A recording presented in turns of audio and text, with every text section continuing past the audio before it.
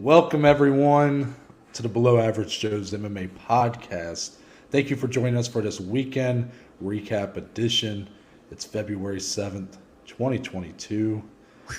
The second worst day of the week, Dominic, and I always stand by that, is Monday. So what's the worst day? It's Tuesday. Tuesday is the worst day of the week. You know, I used to feel the same way. No, I did. Do you feel differently now? I don't even know what my least favorite day of the week is, but I can vividly remember my time when I was working back up at Bowling Green where we went to school, that Tuesdays, people would always complain about Mondays, but I'm like, nah, Tuesday's the rougher morning for me. So I just always remember that in my head.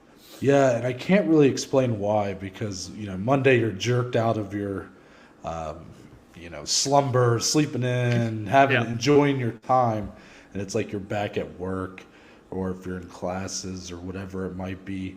But there's something, at least, like, I don't know, it's at least like in the moment, depending on what you're doing, Monday could be kind of nice to get back into a routine, maybe a little bit. Yes. But then Tuesday comes and it's like, I'm not even halfway through the week yet.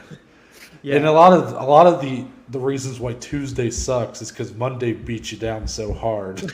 That could be the truth. That's true. So it might be a hot take, but I'm standing by it for now. Tuesday, the worst day of the week. So that's why Monday recap ain't too bad.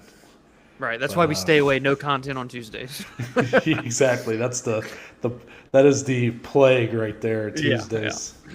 But thank you again for joining us. We have all made it through the ice storm of 2022. Whew. I swear, man, you know that there was a time when like you ever hear your parents mention the blizzard of 78? Yes. And I swear every time snow comes, someone mentions it.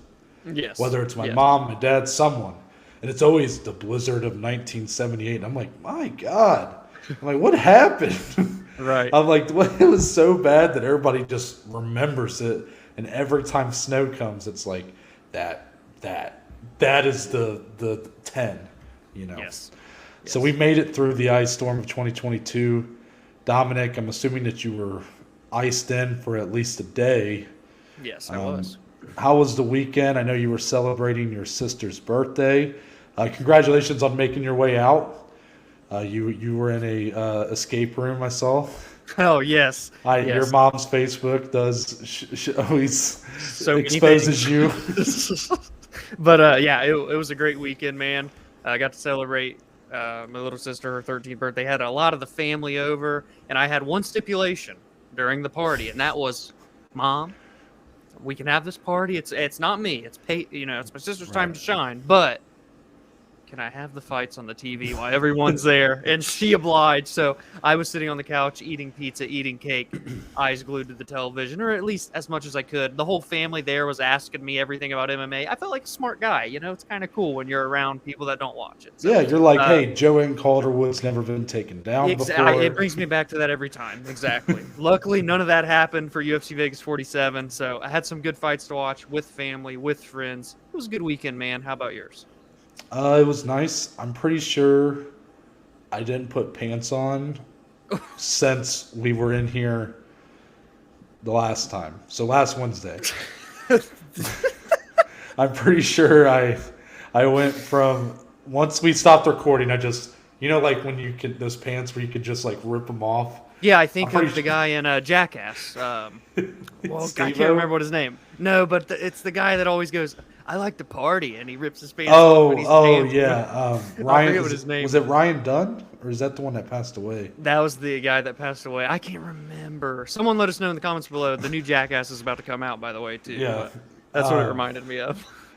Yeah, when we got done recording, I shut my laptop and I just ripped them off. And then from Wednesday evening until right before we started recording, or did I? I've been going no pants. Everybody watching this is now trying to they're looking around, they're envisioning what kind of underwear does he have on, all this stuff. Yeah. Hey. Anyway.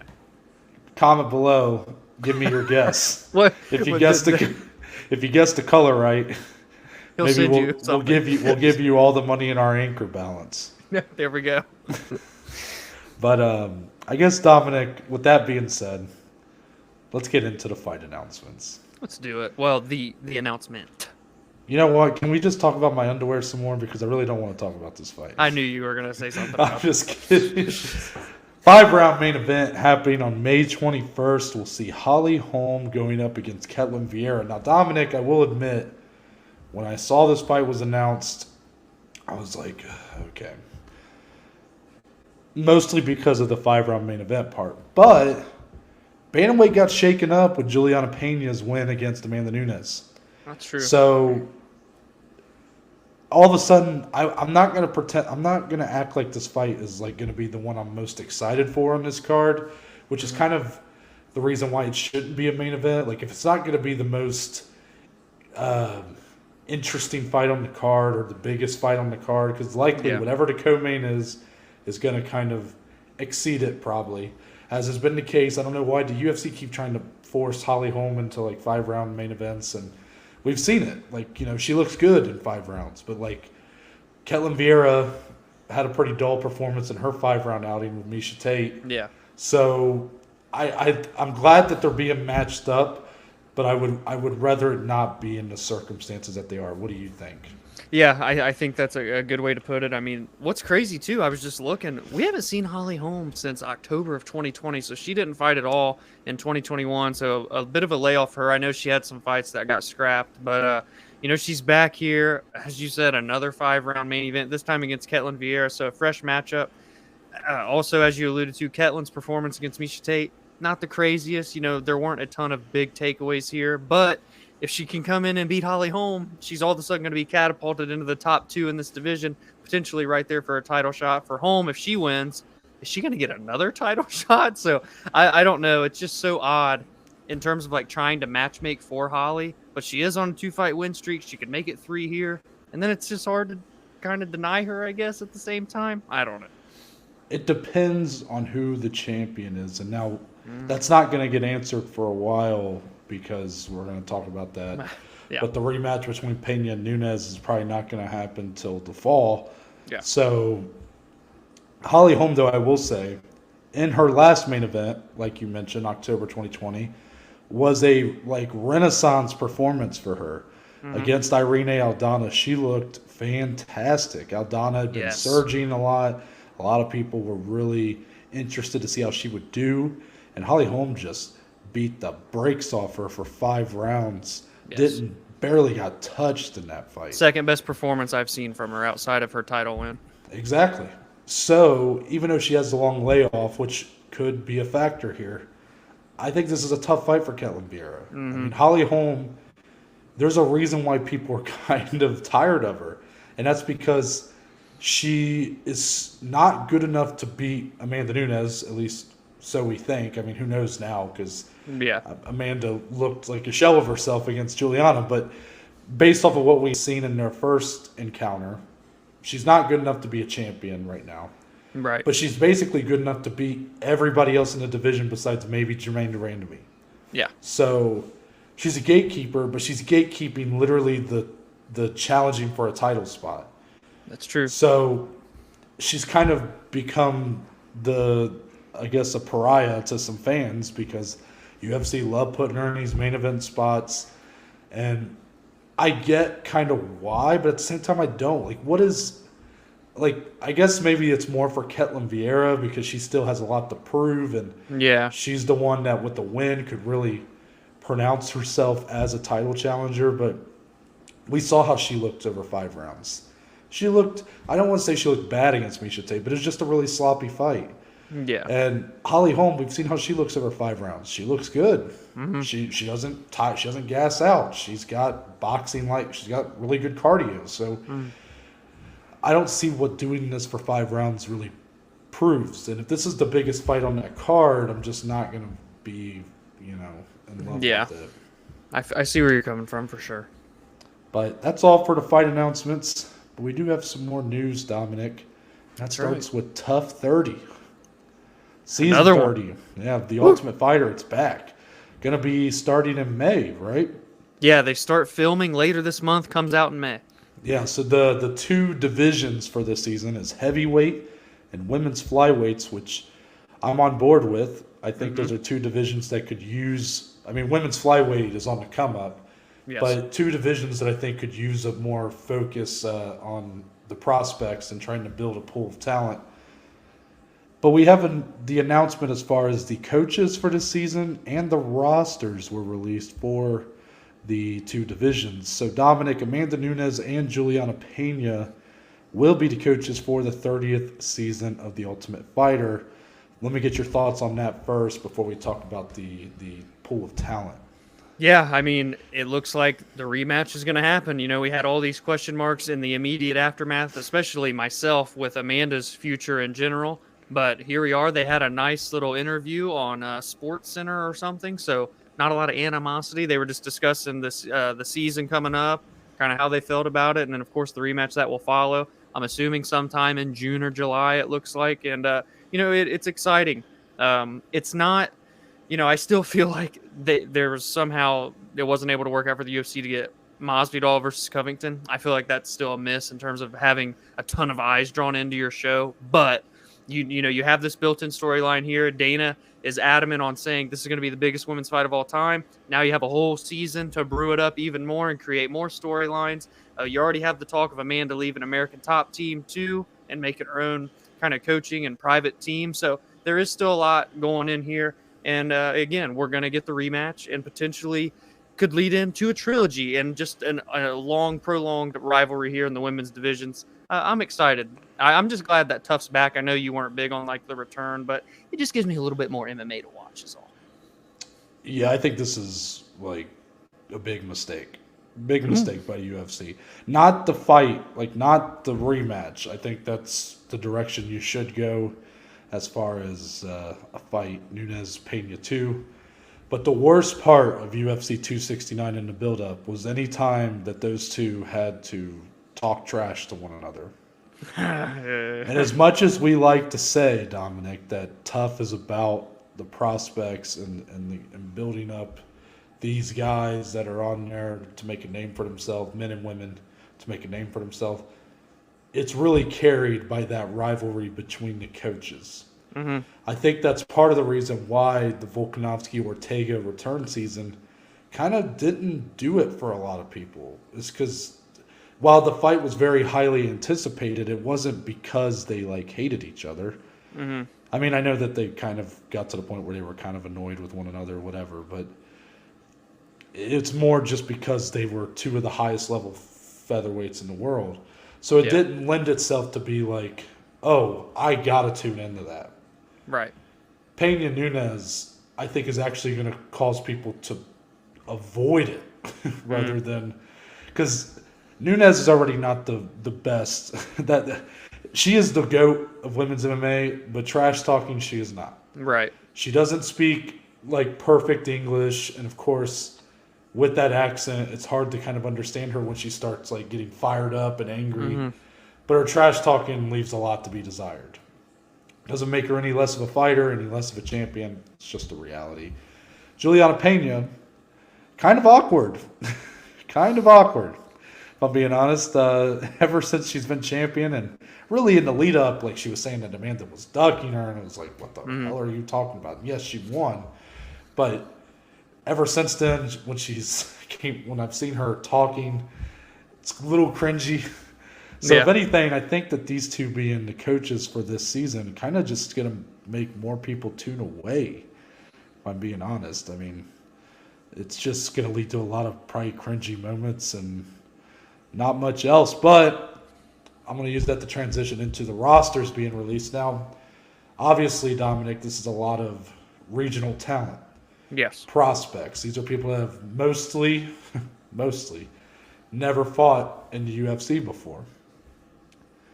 Now, first impressions of the rosters, because when I looked at these, I said there was one takeaway I had, and that was it is clear that Contender Series is now the place to go for the best regional talent out there. Yeah, I even got that feel during the return of Tough. The Contender Series is like legitimate. I mean, we've seen how many of came off that show so quickly and rose to title contention status and contender status challenger status, I should say. But, here I am excited actually that it is heavyweights, though, just because, again, you kind of alluded to it's a division that needs it right now. So for that reason alone, I'm excited. I mean, there's a couple guys that are undefeated. Most of them are in their prime outside of Bobby Maximus, who's 43 years old. And which apparently that wasn't his name when he fought in the UFC previously. Former UFC guy here? Yeah, I guess he hasn't fought since 2009. Nope, nothing? Apparently not. No, he's not fought since 2009. And when he did fight in the UFC previously, it was under a different name, and I can't remember now. But that's glaring. You're telling me that was the best? You sent me the list, and I was like, that's the outlier. Bam, boom, right there is what I, But you're really telling me you couldn't find anybody else, anybody right. A little better? Like nobody? Yeah, he hasn't fought in 12 years, 13 years. Yeah, when they do the storylines for everyone, I'll be curious to kind of see what was behind like their thought process of bringing him back. There's got to be some sort of story there with this. And then, of course, the flyweights we've already discussed. How I love the up-and-comers that are coming through the back half of that right now. And, maybe there's a few in here that could enter that as well. A lot of these women, though, for the flyweights not that many of these people in general are super experienced, but a lot of them 2-1, 3-1, 4-2, so not a ton of fights. It could leave not so desired outcomes when they actually face off, but we'll see. Yeah, I can't help but look at this, and I'm like, at best, you're going to get someone who kind of fills out the curtain jerkers on the bottom of the prelims. I mean,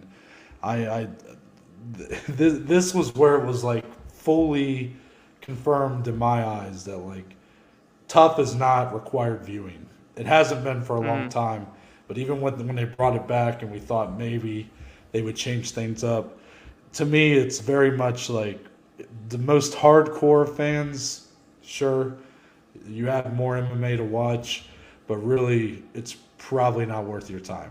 And I think that the Contender Series is clearly the better product at this point. Tough has its place in history. It obviously in some ways saved the company. It's run its course. I wish they would just I kind of wish they would just do away with it and put more resources into the Contender Series, because obviously if you could just do that. I doubt do two of them a year, I mean, I really just don't really believe that the viewership numbers are like that great for Tough. I just don't I have a hard time seeing that. So, and I feel the complete opposite about Contender. Yeah. So what's keeping it afloat besides Dana probably just having this it seems like he has this part of him that just is so attached to the concept because of what it did for the company. It's true. But seriously, the fact that Bobby Maximus, and I don't care if that's the outlier, Dominic, I mean, that is, he is considered, basically by this evaluation, he is one of the top heavyweight prospects in the world, according to this. And I just think that that's an asinine statement. You wait and see. Bobby Maximus is going to be the Tough 30 champion at the end of the season. Hey, can we talk about this? I want to get your thoughts on this, because we don't have this fight on here to talk about, but since we're talking about the Ultimate Fighter, we did see Brian Battle and Tresean Gore, who was that was supposed to be the finals matchup for middleweight. Yeah. They fought on the card Saturday. Battle got the win via decision. What did you think of him having his Tough trophy there? Oh, they did? I didn't even realize that afterwards. Yeah, he brought it with him. Because they gave him a trophy when he won. Yeah, when he won it. But when he was getting interviewed by Bisping, he had it in his hand, and it's a little goofy. I'd say he more than likely did it just to be like, hey, this was supposed to be the real one, and I just beat him as well. So maybe that's why he brought it. I didn't even realize that. It just, I don't know. To me, I felt like the fact, and I hate to sound like this, because Brian Battle looked good, and maybe he does have a future in the UFC. But I look at him, and then Ricky Tercios, who won the other division for Tough, and it's these guys would be my 10th most interesting prospect from the season of the Contender. Like they've just are like another guy on those shows. But Brian Battles, he had this like impassioned speech about how like this proves that I am the Ultimate Fighter and stuff. And I couldn't help but like sit there and go, wow, it's officially not cool to like be the Ultimate Fighter anymore. Speaking of Ricky, by the way, I need to see some more Ricky Tercios. Yeah, I agree. But let's move on. Jon Jones, as he's wanted to do. Oh, it's been a while, you know. Oh, wow, like Dominic. We ain't. Was that the first time that Dominic kind of got a little spicy on a fighter? I've been so used to hearing from Jon after like every card, but we ain't heard from him lately. But then UFC 270 happened, and here he is. Yep, he has been tweeting a lot, and most recently took an interesting direction. Yes, he did. He basically tweeted and called out the heavyweight GOAT Stipe Miocic, who we have not seen since UFC 260, where he lost his belt. So Dominic, I'm wondering here, Francis Ngannou going to be out for a while, going to have knee surgery. There's already the added element, contract negotiations. Yep. Do we see Jon Jones versus Stipe for an interim heavyweight belt or just in general? We will see Jon Jones versus Stipe Miocic in July for International Fight Week for the interim heavyweight championship of the world. Yes, this fight is going to happen. It's a massive fight. It's, you know, you've got the former heavyweight champion in Stipe, the heavyweight GOAT. Jon Jones even said, who wants to see the heavyweight GOAT versus the light heavyweight GOAT? There's so much that you could, you know, ride into this. And then it's Jon Jones's debut at heavyweight that people have been waiting on for so long. It's a big fight. It's the return fight of Jon after what will be more than likely 2.5 years. That's just my prediction, by the way, in July. It could be later than that. So, yes, it's going to happen. We're going to see it. It's going to be for interim belt. Winner fights Francis. That's all I can say. It will happen. I'll be shocked. I'll be more shocked if it doesn't happen. At this point, yeah. And who would have – I mean, really, I never would have – it seemed like such a out-of-the-box concept not too long ago for Jon Jones to make his debut against Stipe. Like, it just seemed like it wouldn't happen.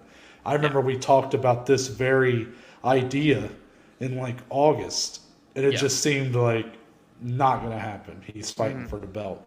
But, you know, Ngannou contract stuff, Ngannou knee injury, all of a sudden an interim champion's going to be introduced. Now, are you, as big of a fight as this is, considering how we're going to get to this point, potentially, where the UFC is clearly trying to bring in another interim champion to potentially, you know, I don't know. It doesn't feel all genuine. I mean, Ngannou might be out for, I mean, I don't know how long he's going to be out after his surgery, but I assume most of the year at least. Yeah. So we are not typically proponents of the interim title. So do you think with everything going on it's earned? Or do you feel like is it kind of take away from the excitement when you know that there's perhaps some politics that are being at play to make it happen? This one, again, this is all hearsay right now because it's not confirmed. We're acting like it is, but we just feel like it will happen. So this one will be more right, I think, is like the only way to put it, being that you can justify, hey, Francis is out for 9 months on the sidelines with surgery, and that is, at least in our case, usually where we're okay with an interim belt coming in. But you look at the one that Cyril Gahn got, negative. Speak for yourself.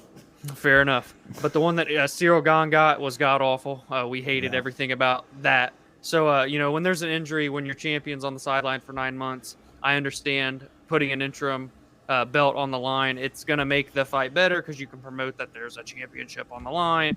And this fight's already massive, don't get me wrong, without a belt. But you're not going to headline a pay-per-view with Jon Jones versus Stipe with nothing on the line either. So, yeah, realistically, you're right. I mean, that's why. I mean, that's not why exactly, but if you do this fight, there should be gold on the line. Yeah, and either way, like, an interim belt at the end of the day is a number one contender spot. Yeah, that's why I don't like it though. Like, I get it that's like maybe I just shouldn't be that bothered by it. But you know how I feel, Dominic. That's why I said speak for, because I'm like probably the least interim belt guy there is. Yeah. Like, of course, I hated the one that got introduced for Gon Lewis, but I don't like him like at all. I said the only way is like you have a long-standing champion who, I was talking about Anderson Silva in his prime, GSP in his prime. They go down with like an ACL tear out for a year. Then you do it. Here, I mean, you're kind of hitting that spot where, again, I understand the behind-the-scenes stuff pretty much makes it likely that we won't see Ngannou until the beginning of next year at least. So because of that, I understand introducing it. But it does kind of take away a little bit from it, in my opinion, when you know that perhaps the whole reason it's being introduced is less because Ngannou is injured and more because they want to play politics and say they're like trying to almost get him to take less money, perhaps, because it's like, well, we have another heavyweight champion now. It's Jon Jones or it's Stipe. Like, we don't need you kind of thing. Yeah, and also, by the way, too, have we ever seen where an undisputed champion during their reign has had multiple interim championships? Because Habib rings the bell off the top of my head. Yep. Dustin became interim champ. Justin became interim champ. But, like, outside of that, to have more than one interim during the span of someone's undisputed reign is quite unprecedented. The GSP have more than... Or actually, you know who did have two? Brock Lesnar in his reign. Did he really? Frank Mir was an interim champion, and Shane Carwin, I believe. And Brock's reign wasn't even that long. That's what's... and something about the heavyweights, I guess. It's kind of lining up with where Ngannou is at this point. Yeah. I mean, but I'm pretty sure Lesnar had two. And then it was the weird thing. Lesnar kind of had more than that because, if I remember right, because Randy Couture is who he beat for the belt, and Randy Couture was also involved in a lot of contract disputes with the UFC. They had brought in an interim belt when Randy was still champion, and I believe Big Nog Nogueira won it from against Tim Sylvia. And then I think they had him defend it. Defend an interim? Yes. Damn. And I can't remember if he lost it to Mir, and that's how Mir got an interim title. So it was like Brock beat Randy for the undisputed title, but they also, like the month before that, had Mir fight Nogueira for the interim heavyweight title. So like Mir still had an interim title when you had an undisputed champion. Yeah. I might be off on some of those details, but it's almost so messy that it feels like it's true because you got someone like Brock Lesnar involved. Yeah, that's also very true. And then here we are in 2022, 13 years later, and we're in the same boat. But again, it's a big fight. Like it's one of the biggest fights you can do. So I'm not gonna pretend like I'm not gonna be excited for it. We're fans at the end of the day.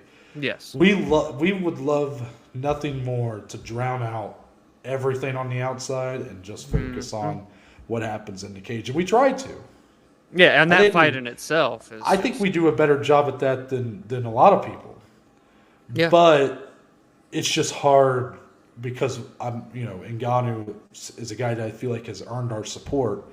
Right. It's hard to not feel for him a little bit here. But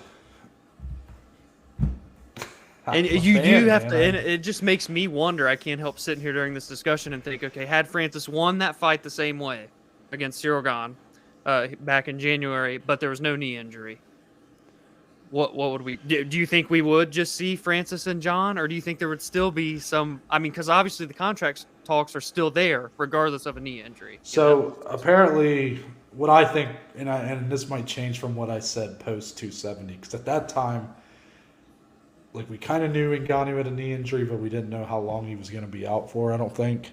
Yeah. I'm pretty sure I said I thought by the fall they would work it out, but based off the contract, he's under contract until basically January 2023. Yeah. Whether he defends again or not. So I think you won't see him again until at least then. Yeah. Because I think he's going to use that to try to be like, well, now I'm a free man. I'm a free agent. Yeah. And then that's going to, test his market value, see what he can get. UFC is going to have to try to, compete against other entities to retain his services.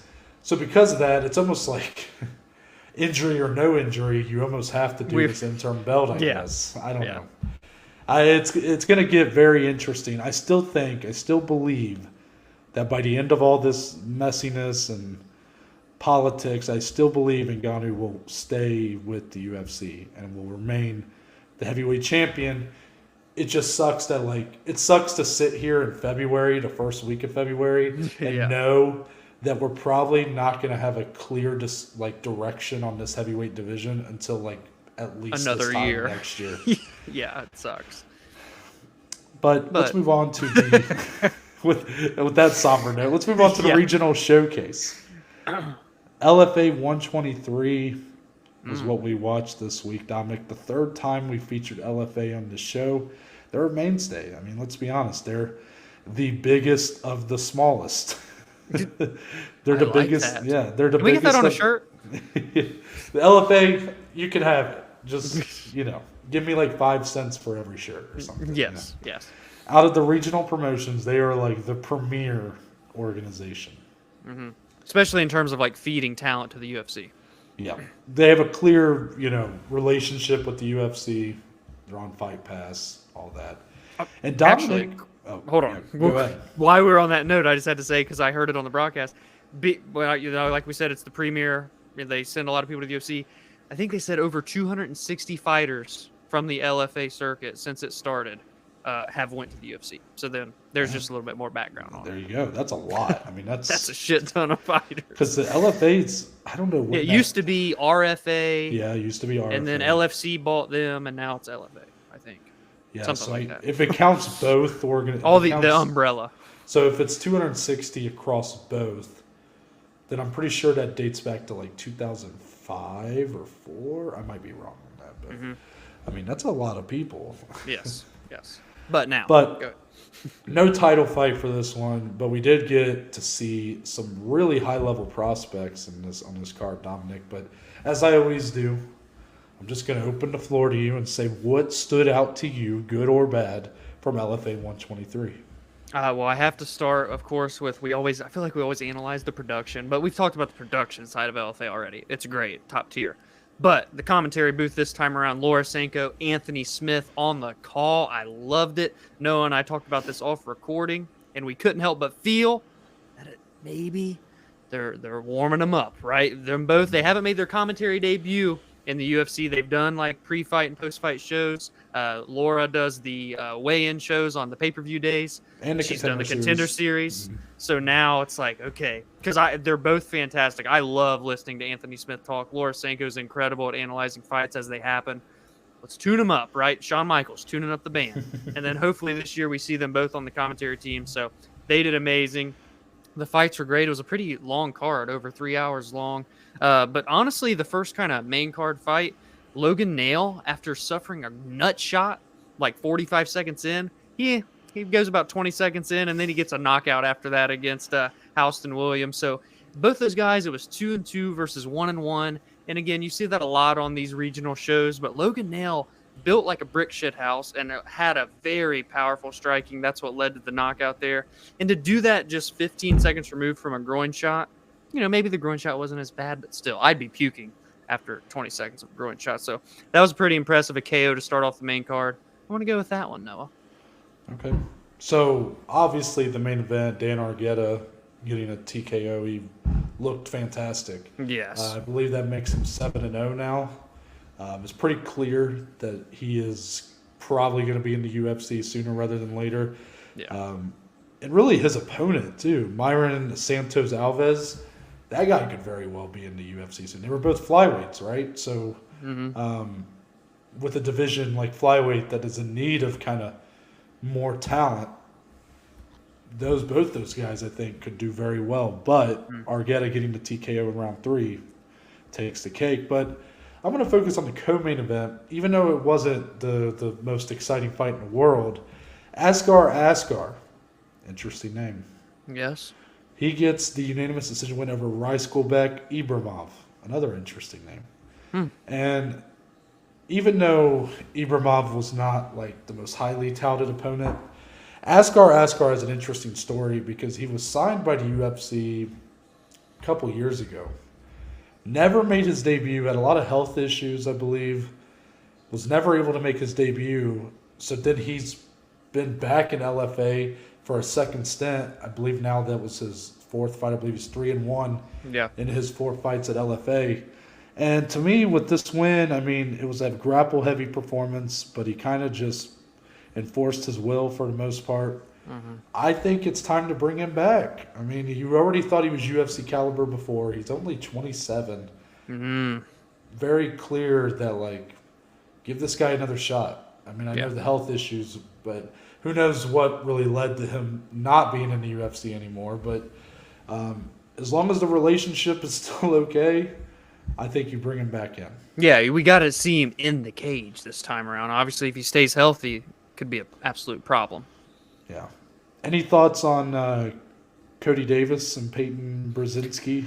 I like that fight. I feel like all in all, tit for tat for 3 straight rounds is the most competitive fight. The first round was nuts, with Brzezinski and Davis going back and forth with one another. Almost finishes on both sides. Was that the fight? For some reason, I'm like blanking. Was that the fight where I can't remember which one it was? They thought they had like finished it, so they kind of like. Oh. There's a fight on this card because I'm going to be honest. The first round, I didn't watch this card in order, but as weird as that is, but there was a fight on this card. I can't remember now. You know what? Just there was a moment where someone got hurt, dropped, and they kind of like walked away as if they thought it was done, but then it wasn't done. So then they had to keep fighting, and I think that fight went to a decision. But anyways, keep going. I just saw, it was the most competitive fight. Both guys looked like legitimate prospects. I'm excited to see kind of how both will play out the rest of their LFA career, maybe get into the UFC. Cody Davis did get the unanimous decision win, but a lot of grappling, good striking, a lot of transitions. Everything was just so evenly matched in that one. So I like watching two, perfectly stylistic matchups, fighters go head-to-head. Completely agree. Let's move on to UFC Vegas 47. Here we are. The main event, Sean Strickland remains undefeated at middleweight. And he put up a pretty perfect performance here. He does get the win over Jack Hermansson via split decision. Not according to Sal D'Amato. Yeah. So it was a split decision. We'll get into that. But I guess before we talk about that, Dominic, Sean Strickland's obviously kind of made a name for himself as of late, more so for kind of his character. Yeah. Out of the cage, a character he is, truly. Has said some very interesting things. He's really... People are just now kind of becoming aware of, like, this guy. Yeah. And I think because of that, he was talking a lot of talk in the lead-up, how he was going to kill Jack Hermansson. He's, he says these things. He already kind of is going, you saw the hype stuff. He's trying to build himself as like a villain, and when you see him on Twitter and stuff, he talks about how he's almost like he has like these serial killer thoughts and shit. Yeah. So, I mean, it's really weird, really dark. But once the fight actually took place, I think people were like kind of surprised that, this guy's just a highly skilled striker who will do what he has to do to win for 5 rounds. I mean, the jab is one of the best in the division, and he just kept it on Hermansson. Hermansson never was able to take him down. Sean Strickland takedown defense. Has not been taken down since the Kamaru Usman fight at welterweight. He's never been taken down at middleweight. And honestly, I know that's not really going to be the battle when he fights really anybody else in this division besides maybe Derek Brunson, but or maybe Marvin Vettori. But I was very impressed here, Dominic. What'd you think? Yeah, I mean, he's a really well-rounded fighter at the end of the day, and he gets finishes, but he's shown time and time again that he can go the distance, whether it's 3 or 5 rounds. This is 2 5-round back-to-back shutouts, essentially, that he's pitched in a row. Uriah Hall last year, and now Jack Hermansson. Again, forget that wacky scorecard that someone gave Jack Hermansson. But, again, Sean Strickland, he is a very technical striker, but still a little bit of the brawl side that you like to hint every now and again. But last night, not so much of that until the end, but just a very smart fighter, very intelligent, good fight IQ. And now he's going to, that's 6 wins in a row. And he's now launched into, number 6, number 5. We'll see on Tuesday morning where exactly they put him. But he is now amongst those top contenders in this division. Maybe one away, maybe he sits and gets a title shot, but regardless, it was a great performance against a guy who, and Jack Hermansson, has been in there with a lot harder competition than Strickland has up until this point, and he made it look relatively easy, man. It was a shutout performance. Yeah, 2 of the 3 judges gave round 3 to Hermansson, and that was the first round that Sean Strickland has lost at middleweight in his really tenure. Wow. Which, I mean, that just says a lot about who we're dealing with here. This guy is, look, he's got a lot of antics. You know, he says a lot of things that are going to make you uncomfortable. But as far as when he's in the cage, the guy is highly skilled, high IQ, like you said. He fought a perfect game plan against Jack Hermansson. I mean, Jack, to his credit, showed a lot of heart, a lot of durability. Round 5, came out aggressive, knowing he needed a finish, but he just isn't good enough on the feet to hang with a guy like Strickland. Strickland is just that much better. And when Hermansson couldn't get the fight to the ground in round 1, you could tell that it was going to – it seemed like as soon as like halfway through round 1, when I saw Hermansson fail on a couple takedowns, I was like, if this fight's fought at a kickboxing range for all 5 rounds, this is going to be a long night for him. Yeah, I think Strickland stuffed 7 out of 7. I think they were up to 7 that he stuffed. It was he might have got credited for a takedown. I'm not sure, because there was like one that was like kind of iffy, but I digress. He hasn't really been taken down at middleweight. Yeah. I don't know what the stats are going to say on that, but this puts Sean Strickland in an interesting position because it seemed like a lot of people were disappointed with the fight by the chatter I saw online. And I think that that's reasonable because it wasn't like the best fight in the world. I personally thought it was perfectly fine. I mean, one-sided for sure. But, you know, I didn't think it was like a terribly boring fight. It's kind of what I've come to expect with Sean Strickland when he's in the driver's seat. That's what you get. A lot of jabs. His opponent, he really just kind of breaks down his opponents. It's a bit of a more brawling version of what Adesanya does a lot of times, and not to compare the two because they're completely different, but just, you know, he will, if he can, break you down over the course of 5 rounds and do it with pretty simple attacks. I mean, again, heavy jab wasn't really doing a lot of like different combinations, not a lot of like crazy offense. I mean, he kept it very simple, and Jack just had no answers. But it puts him in an interesting position because it felt like, and you could tell by Strickland how he felt after the fight. He seemed very disappointed in himself. Yeah. Because he felt like he kind of coasted to a victory. He wanted to really kind of put a stamp. And I think a lot of that's because he knows that with the kind of performance he wanted to put on, it could have really enticed a fight with the champion Israel Adesanya, or I should say the winner of next week's main event between Adesanya and Whitaker. Yeah. So I didn't expect after that fight, no matter how he won, to be like, hey, this guy's probably getting the next title fight. But Dominic, based off the performance, based off the fight, did it improve, or did it just reaffirm in your eyes, like, no, Cannonier or Brunson is getting the next title fight, like based off of what you saw on Saturday? Yeah, so as good as a performance as it was, which again was damn near perfect almost, I still feel Cannonier Brunson, the winner of that, is going to get the winner of Izzy Whitaker, unless Whitaker wins and they do a trilogy again. We'll worry about that next week on UFC 271. But I do feel that Strickland is one more win away from a title fight, and I can't help but be a bit intrigued to envision Adesanya versus Strickland. You know what I mean? I mean, you kind of talked about how they're both willing to pick opponents apart with their striking over the course of 5 rounds, and if a finish comes, it comes, but they don't rush it at all, neither one of them, but they still fight so differently.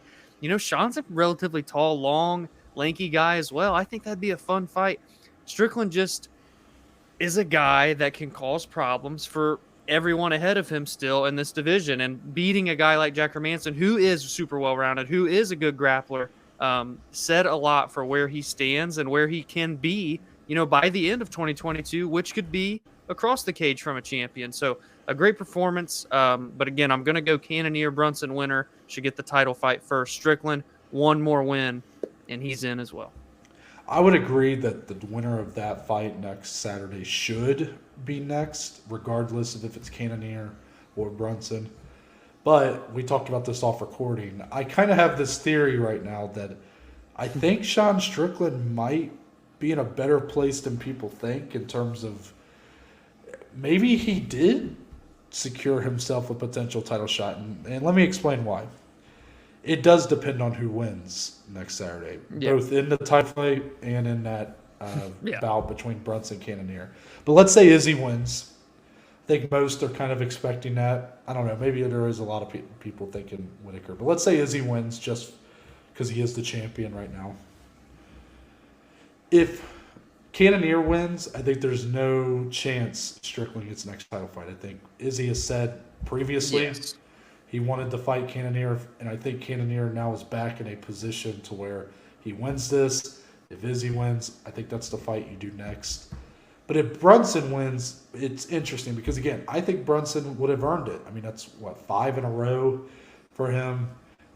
He dominated guys like Darren Till and Edmund Shabazian, and potentially we'll see what he does if he were to beat Cannonier. But he does look much improved from the guy who, was a bit of a 500 fighter 5 years ago. Unfortunately for him, though, his last loss was to Israel Adesanya. Yep. Adesanya on his rise. Really, Brunson was kind of the guy that was what do you call talking trash and. Well, he was the one that was kind of fed to the beast that was Adesanya on his rise. That was Adesanya's kind of like welcome to the big time. It was his big moment to shine. So, because of that, and even though it was like 4 years ago now, 3.5 years ago, I think it's still people don't look at that matchup and think that it's going to go any different a second time. And I think there's also something to be said that the champion has some say here too. Mm-hmm. And I think Adesanya is getting tired of these rematches. He rematched Marvin Vettori. He's rematching Robert Whitaker. He seems very clearly tired of doing rematches. He wants guys that he hasn't fought before to step up. Mm-hmm. So if Brunson wins, I actually think that there's a good chance that if Izzy wants it, Sean Strickland would be the next guy for the title fight. And to even reaffirm that or double down on that, Sean Strickland and Izzy are represented by the same gentleman who said on Strickland's behalf that he felt like the biggest thing for him that or the biggest, benefit for Sean Strickland in the place he's in is that he is a fresh matchup, which to me says he knows that because he represents Izzy and that he knows what Izzy wants. So if that's truly what Izzy's looking for, I think there's a decent chance Sean Strickland's the next guy. Now, if Brunson goes out there and puts on like a beating on Cannonier, highlight reel performance or something, kind of does to him what he did to even Darren Till maybe, it's going to be hard to deny him at that point. But if it's a bit of a dull fight, and I know Strickland had a dull fight, but if it's not one that, again, doesn't really put a stamp and says my title fight next, and then you leave it up to the champion to kind of pick who he wants, I think Sean Strickland might get it over him. I really do. I like that. I never would have thought that I would have said that. I feel like a tinfoil hat guy right now. Like exactly. I'm throwing around. I'm like Eddie Bravo. I'm like when you look into it. Yes. But let's talk about the scorecard before we move on. Okay, here we go. Sal D'Amato. Chris Lee's in the good graces of the community right now. I put a tweet out there. Now, look, Sal D'Amato is a name that's been around for a long time. Years, yeah. I mean, he has a very unique name, and I've heard it time and time again. Which makes this all the more confusing, because I think he was responsible for the worst MMA scorecard I've ever seen. And not to be like recency bias, because just Chris Lee, what kind of made him on my shit list was he scoring that Felder Dos Anjos fight for Paul Felder. Yeah. And that was just a weird scorecard. Yeah. But, you know, for Sal, like, I don't know about Chris Lee. Maybe Chris Lee's been around for a long time, but Sal D'Amato doesn't, like, he's not a guy that I haven't paid attention to judging for that much, but this is just a very puzzling thing here because he is such a mainstay for MMA judging, which just makes me think that no matter how far we think we've come,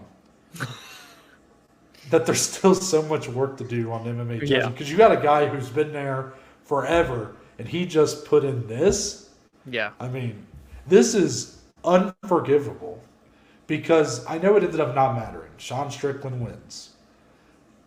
But if there was another judge that was as on his phone as much as Sal D'Amato was during this fight, who was asleep at the wheel as much as Sal D'Amato was here, Sean Strickland could have lost that fight, Dominic. Yes. And it can hurt people's careers. That's the problem.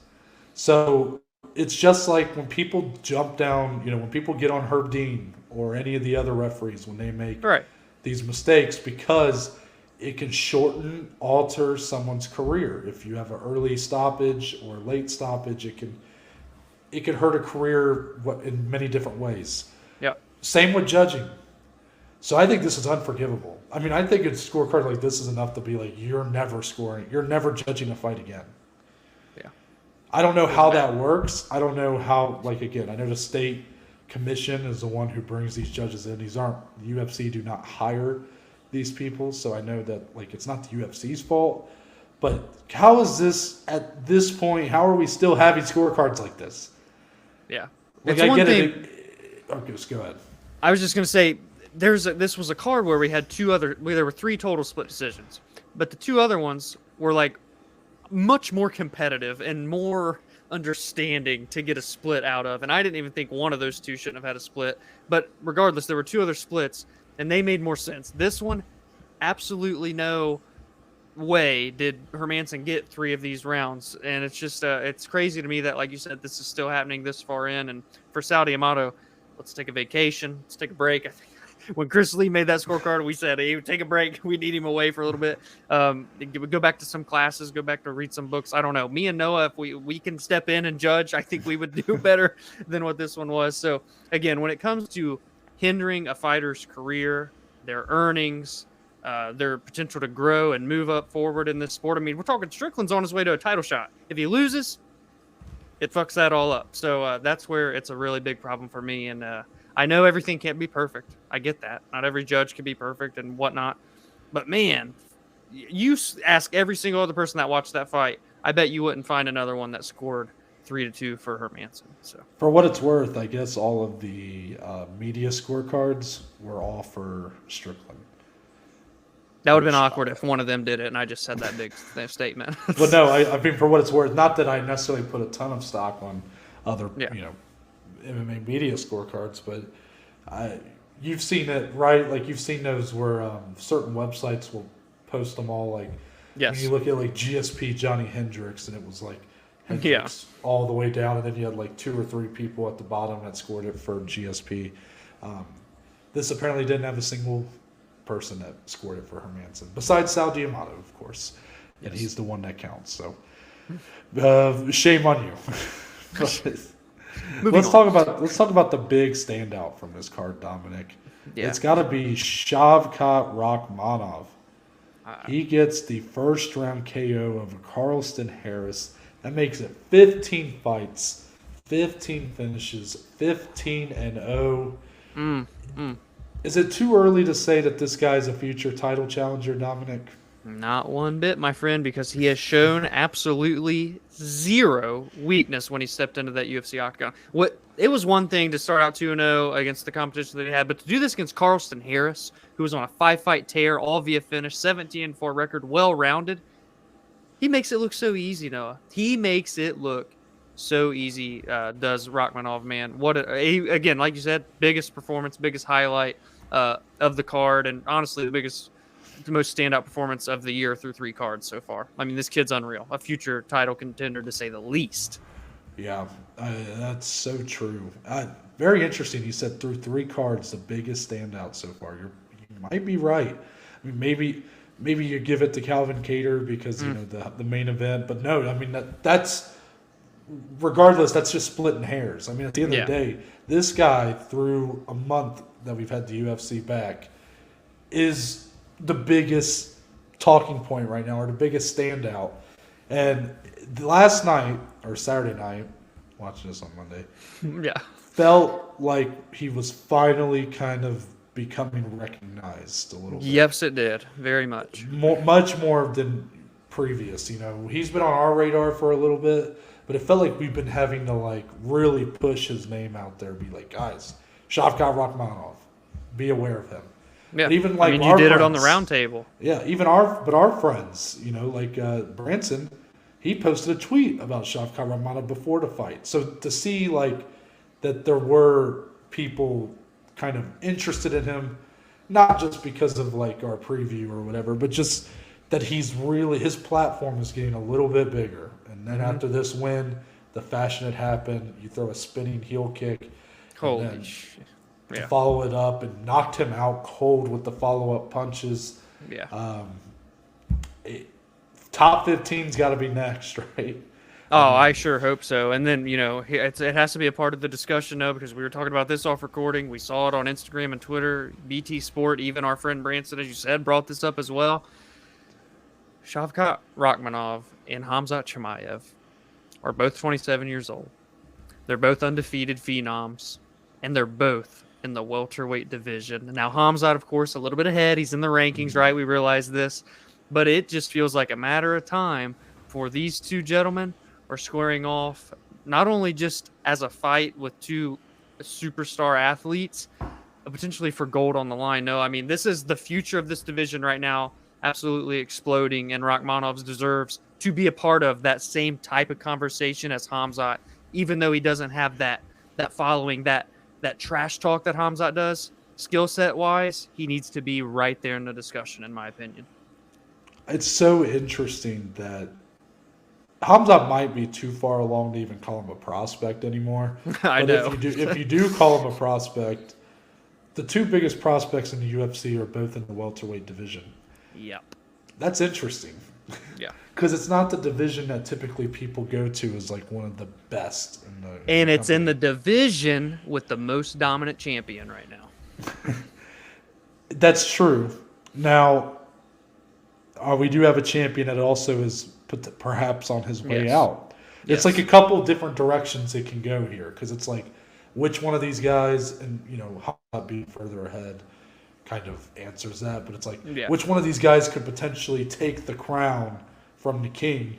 You know, who could, to beat a man, you got to beat the man. Who could take down Usman? Yep. Or Usman retires, and then you kind of have a vacant throne.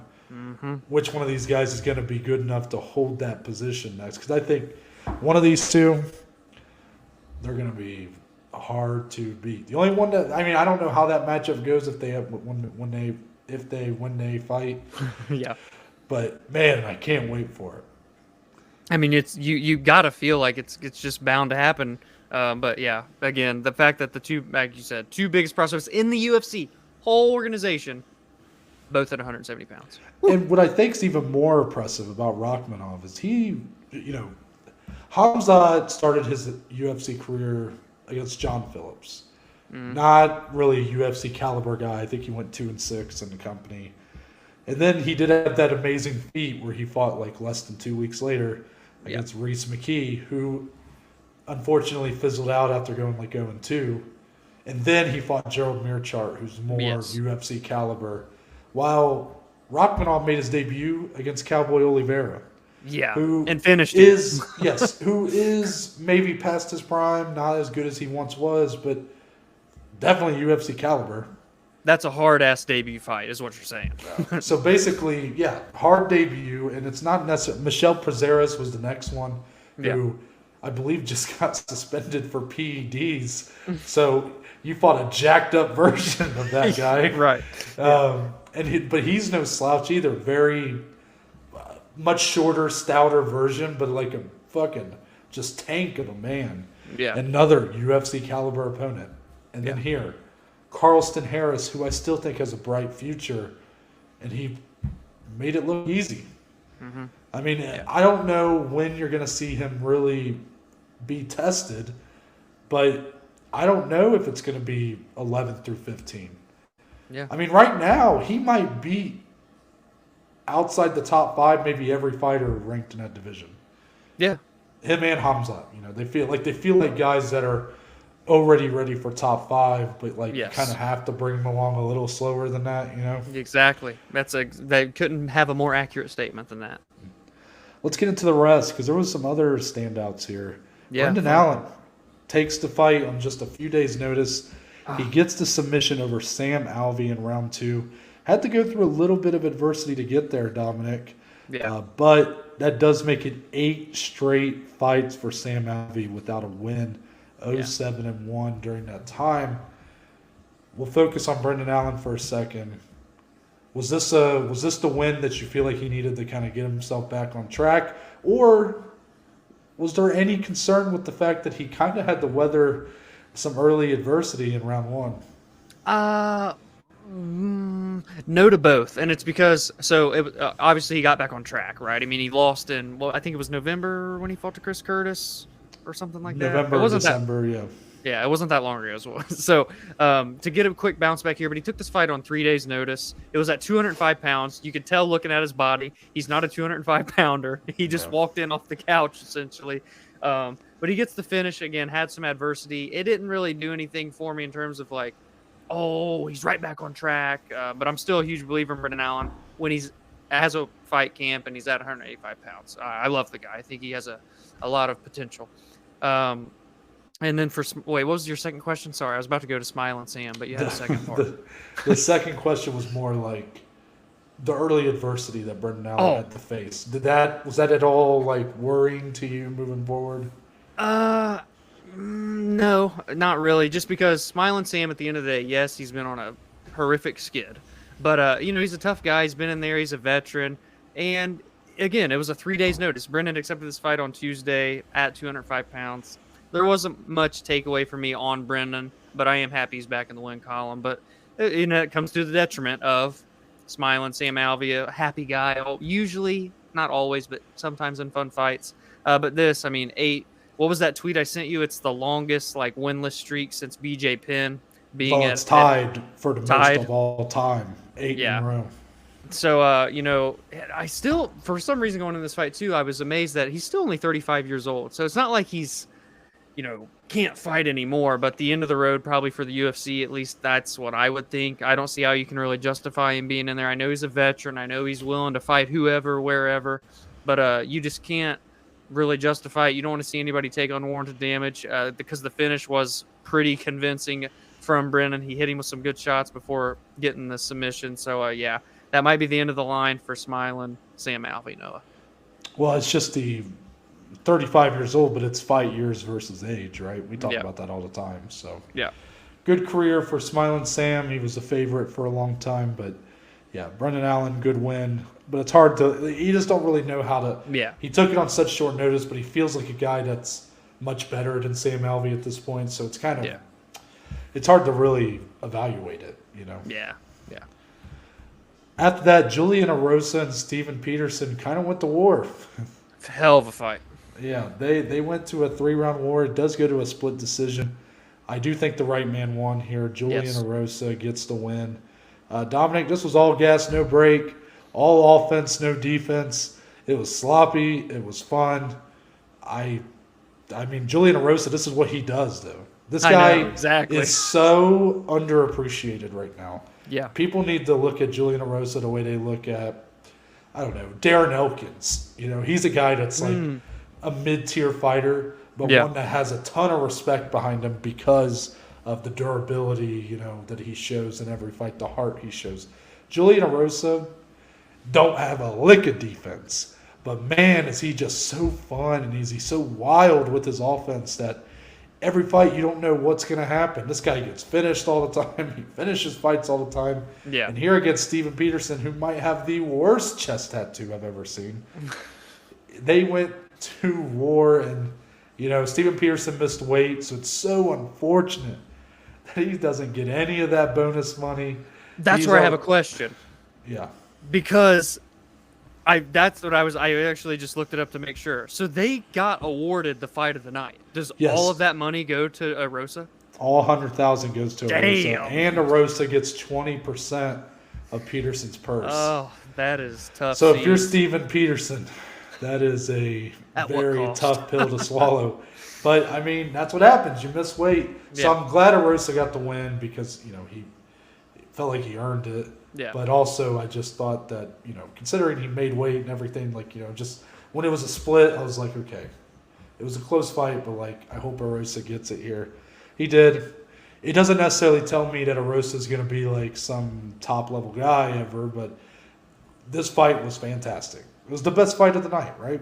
Yeah, it was by far. And, shout out to, I know he missed weight. It's a bad look for Steven Peterson, but a hell of a fight if it was just this horrendous weight cut that he was going through. He was the second biggest underdog on the card. Would have been the biggest if it wasn't for Brendan Allen coming in on short notice and fighting Sam Alvey. So to put up a fight like that, wow.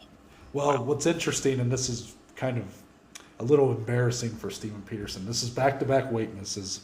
Ooh. And after his last weight miss, he had apparently been saying that I'm ready for an easy cut this time. Apparently he had made all these changes, and coming into this fight he was saying he felt amazing. He was happy that he was going to have an easy cut, and then he missed by more weight than he did last time. Yeah, he was 149. So while I think the performance, the fight saved him though. I think it saved him. You give him one more fight. Unfortunately, he'll probably have to go up against someone who's an absolute killer. But back-to-back weight misses, man, can't do it, and especially if you're losing. I mean, it's not going to put you on the best of terms. But I think considering how awesome this fight was, how much heart he showed, I think he gets one more. Well said. Chidi Njokuani. Welcome to the UFC. Yeah, last week, is he related to the Njokuani who fought on the Eagle FC card? Oh, that is a good question. But I thought they mentioned that on the broadcast, but I don't know if they would have mentioned that or not. But I digress. Chidi, making his debut here, 33 years old, one of the older guys brought in from the Contender Series. He disposes of Marc-Andre Barriault. This was the closest fight, odds-wise, at closing. And Chidi finishes the fight via KO in 16 seconds, Dominic. I mean, I know on a night when you have Shavkat Rakhmonov and stuff, it's easy to look past or forget about some of these performances lower on the card. But Chidi, man, showing that explosion and that finishing ability gets it done very quickly here. Oh, yeah, it was the second fastest UFC debut in the history of the company, behind Terrence McKinney, who had a 7-second knockout last year. Chidi Njokuani. Hey, Dana even said, if you don't know, now you know. And then he tweeted, now you know. So we love these Contender Series guys. At 33, he's right on the end of his prime. But to put a performance up like this against Marc-Andre, who's been in there and had some wars, a veteran of the game, and puts him away with a powerful, long, straight right hand, it was a vicious UFC debut, and hopefully a quick turnaround. I can't wait to see Chidi back in there, if I'm being honest. Yeah, he's just going to mention, I put him on my sheet for newcomer of the year. He's on there now. He's on there. So will he be there? Right? But now the expectation. Yes. I need to see more of that. Yes. So far, Contender Series guys are on my list. Jack Della Maddalena, Chidi Njokuani, and Jailton Almeida. The big debuts so far this year through 3 events, huh? Yeah. Wow. So Almeida gets the TKO in the first round over Danilo Marquez. I thought this was a tough draw for his first matchup. Yeah. I mean, Danilo is a good fighter, but man, Almeida dominated. This was so impressive. Yes. Again, I feel like I could say a lot of the same things I said about Chidi here, where yes, it kind of got overshadowed by some of the performances later on, specifically Shavkat Rakhmonov, but not by as much as you would think. Like in my eyes, like this was, you could potentially make an argument that Almeida was the biggest standout of the night if you really wanted to. I mean, I'm not going to go that far, but I'm just saying that he really dominated a tough opponent here and made it look easy. And this guy is kind of scary. He's built really well for this division. His skill level's really refined, and he's explosive. He's big. He's strong. I mean, he's a problem. I mean, I can't say no more. There it is. But that's going to wrap it up for this edition of the Weekend Recap. Let us know your thoughts on all the fights that took place at UFC Vegas 47. What's next for the winners? What's next for the losers? Give us your thoughts about The Ultimate Fighter Season 30, the coaches, the rosters. Are you going to tune in? Is this going to make you not? Let me know. Because I know me and Dominic are kind of on opposite ends there. Dominic's going to be watching. I probably won't. Maybe I will. I don't know. But probably not. I'll keep you updated. Don't worry. But we'll let you know how to leave those thoughts. You could comment down below if you're watching on YouTube. But there's also another way that you can do that. But until we will actually be back on Wednesday, 3-episode week. We figured pay-per-view week. Let's bring it. The Reddit go bigger, go Roundtable. home. Yep. So Reddit Roundtable coming on Wednesday. I'm actually really excited. I think we have a good batch of questions for this episode, so I'm excited about that. But if you want to have your question featured, leave a voice message, or again, you can comment these questions on YouTube. You can leave them on Spotify. There's a section now to leave questions. We can feature it on the Reddit Roundtable, and make sure to do that though before Tuesday? Depending on when we record. Anyways, yeah, preferably by Tuesday, though, yeah. But then we'll be back on Friday, weekend preview, UFC 271, Adesanya versus Whitaker 2. Till then, Dominic, tell the good people where they can find you on social media. Find me on Twitter, on Instagram, at DCLE14. More importantly, go follow, go engage, and go interact with the podcast with us on Twitter, on Instagram, at BAJ_MMA podcast. And as for me, you can find me on Twitter, Instagram, at ntbaker_. If you go to the link in my bio, there is a link that'll take you to a link tree, which presents you a list of links to all the platforms the podcast's on, along with the social media platforms. Which includes, but is not limited to, Twitter, Instagram, and Spotify, Google, Apple Podcasts. The Twitter, the Instagram, the YouTube channel, and Spotify, Google, and Apple Podcasts. It's all on there. I was close, though, And there's a couple links for today's sponsor. Anchor. Shout out to Anchor. First, leaving a voice message. If you'd like to have your question featured on the show, if you'd like to have your voice featured on the show, make sure to use that link. You have up to 60 seconds. You can tell us anything you want. Question, comment, your predictions, whatever it might be. We'll feature it here and we'll give our response to it. And also there's a link on there if you want to become a supporter of the podcast. Any and all support is appreciated as always. But that's it. We're out. And we'll see y'all on Wednesday.